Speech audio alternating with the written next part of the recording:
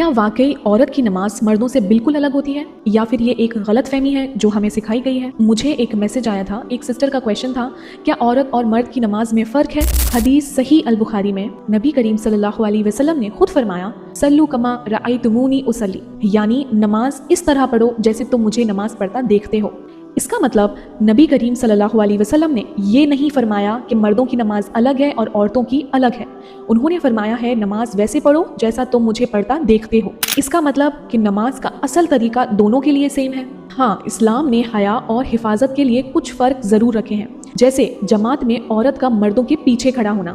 حدیث صحیح مسلم میں نبی کریم صلی اللہ علیہ وسلم نے فرمایا، مردوں کی بہترین صف پہلی ہے اور عورتوں کی بہترین صف آخری ہے۔ عورت کا رکوع اور سجدہ بھی وہی ہے جو مرد کا ہے، بس آپ کو اس بات کا خیال رکھنا ہے، عورت جب نماز ادا کرے اور اس کے قریب مرد موجود ہوں، یعنی جو گھر میں عورتیں نماز پڑھتی ہیں اور کبھی ہوتا ہے کہ ہمارے گھر میں مرد بھی موجود ہوتے ہیں، تو عورت کو اپنی قرات، دعا اور تسبیح دھیمی آواز میں پڑھنی چاہیے۔ بلند آواز میں پڑھنا اس کے لیے پسندیدہ نہیں ہے، کیونکہ اسلام نے عورت کے لیے نماز کا طریقہ الگ نہیں رکھا بلکہ اس کی حیا اور حفاظت کا خیال رکھا ہے۔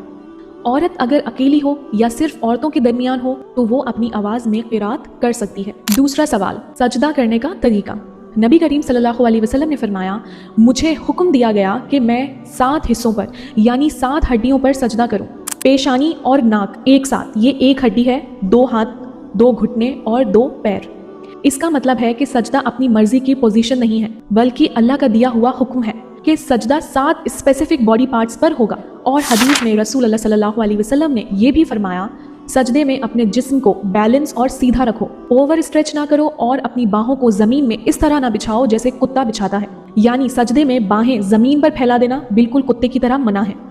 اپنی نماز کو سنت کے مطابق پرفیکٹ بنائیں۔ سبسکرائب کریں اور شیئر کریں یہ علم اپنی فیملی اور دوستوں کے ساتھ۔ السلام علیکم ورحمۃ اللہ وبرکاتہ۔